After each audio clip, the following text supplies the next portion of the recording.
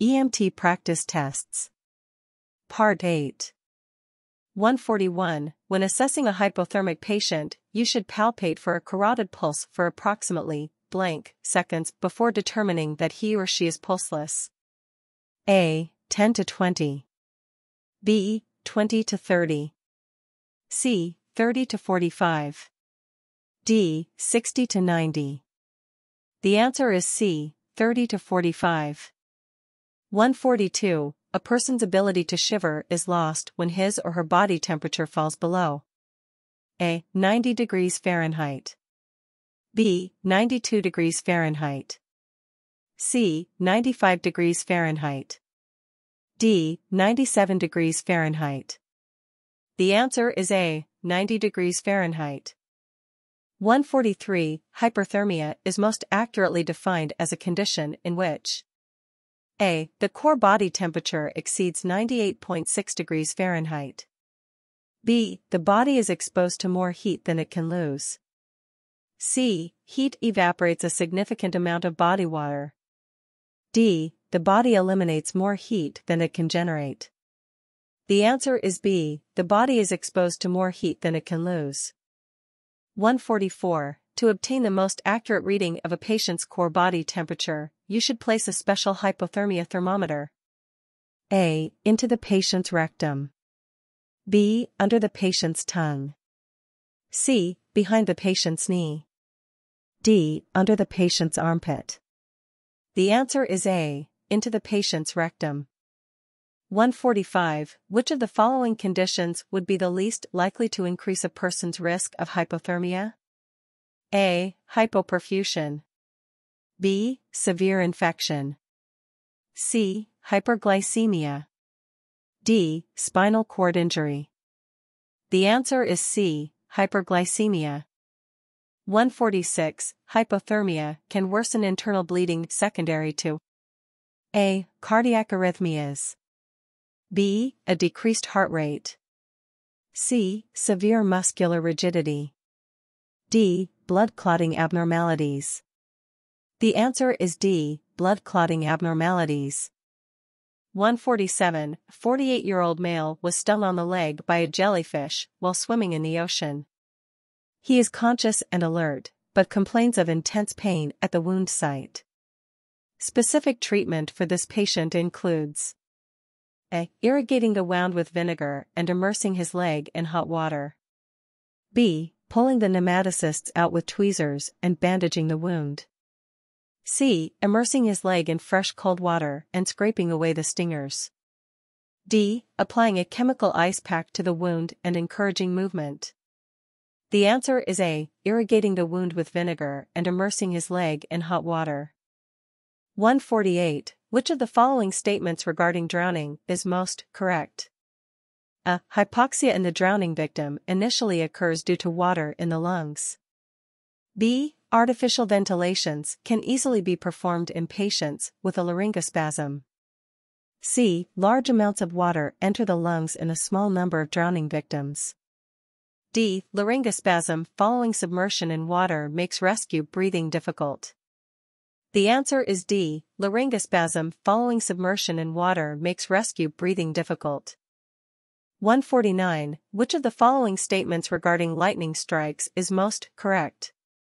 A. Lightning often results in a brief period of asystole that resolves spontaneously. B. The tissue damage pathway caused by lightning usually occurs through the skin. C. Victims who are struck by lightning often experience severe full-thickness burns. D. Cervical spine fractures are the most common cause of lightning-related deaths. The answer is A. Lightning often results in a brief period of asystole that resolves spontaneously. 150. Compared to adults, infants and children are at higher risk for hypothermia for all of the following reasons, except A. A decreased ability to shiver. B. A relatively small surface area. C. A smaller amount of body fat. D. A smaller overall muscle mass. The answer is B. A relatively small surface area. 151. From a mental health standpoint, an abnormal or disturbing pattern of behavior is a matter of concern if it lasts for at least A. 1 week. B. 2 weeks. C. 3 weeks. D. 4 weeks. The answer is D. 4 weeks. 152. Which of the following conditions or factors would be the least likely to result in a change in behavior? A. Low blood glucose levels. B. Antihypertensive medications. C. Exposure to excess heat or cold. D. Inadequate blood flow to the brain. The answer is B. Antihypertensive medications. 153. Which of the following terms is defined as a manner in which a person responds to his or her environment? A. Affect. B. Behavior. C. Neurosis. D. Psychosis. The answer is B. Behavior. 154. Which of the following statements regarding the detailed physical exam of a patient with a behavioral emergency is most correct? A. It is critical that the EMT-B performs a detailed physical exam on all patients with a behavioral emergency in order to detect potential underlying problems. B. The detailed physical exam may be detrimental to gaining the patient's trust and should not be performed unless there is an accompanying physical complaint. C. The detailed physical exam is an integral part of the assessment process of a patient with a behavioral emergency, but it should be performed en route to the hospital. D. Performing a detailed physical exam on a patient with a behavioral emergency will likely cause him or her to become agitated or violent and should not be performed. The answer is B. The detailed physical exam may be detrimental to gaining the patient's trust and should not be performed unless there is an accompanying physical complaint. 155. The term behavioral crisis is most accurately defined as A. A sudden, violent outburst of an otherwise mentally stable person toward a family member. B. Any reaction that interferes with activities of daily living or is deemed unacceptable by others. C. A situation in which a patient demonstrates bizarre behavior and becomes a risk to other people. D. A period of severe depression that lasts longer than 2 weeks and cannot be controlled with medications. The answer is B. Any reaction that interferes with activities of daily living or is deemed unacceptable by others. 156. Organic brain syndrome, OBS, is most accurately defined as A. Bizarre behavior secondary to a chemical imbalance or disturbance in the brain. B. A dysfunction of the brain caused by abnormal physical or physiological function. C. A disorder that cannot be traced to the abnormal structure or function of an organ. D. A change in behavior or mental status is secondary to inadequate cerebral blood flow.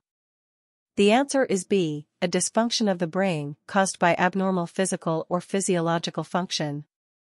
157. You are assessing a 45-year-old female who is severely depressed.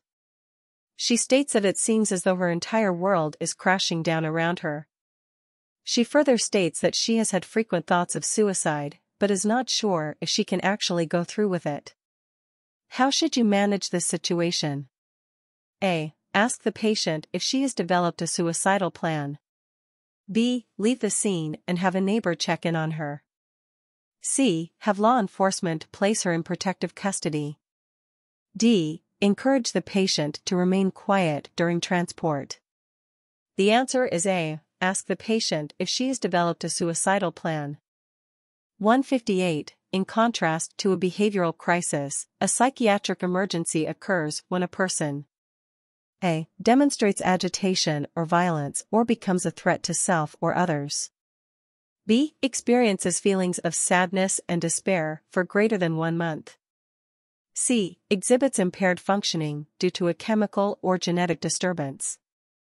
D. Experiences a sudden attack of panic secondary to a stressful situation. The answer is A. Demonstrates agitation or violence or becomes a threat to self or others. 159. In addition to ensuring his or her own safety, the EMT-B's responsibility when caring for a patient with a behavioral emergency is to A. Defuse and control the situation and safely transport the patient. B. Diagnose the patient's problem and provide definitive treatment. C. Transport the patient directly to a specialized psychiatric facility.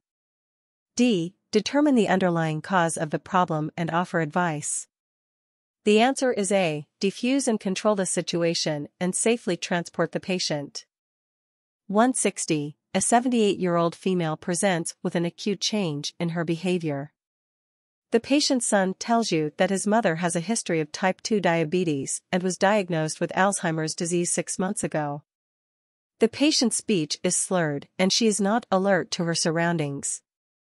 You should A. Transport the patient to a psychiatric facility. B. Inquire about the possibility of head trauma. C. Conclude that the patient's blood sugar is high. D. Allow the patient to refuse transport if she wishes. The answer is B. Inquire about the possibility of head trauma.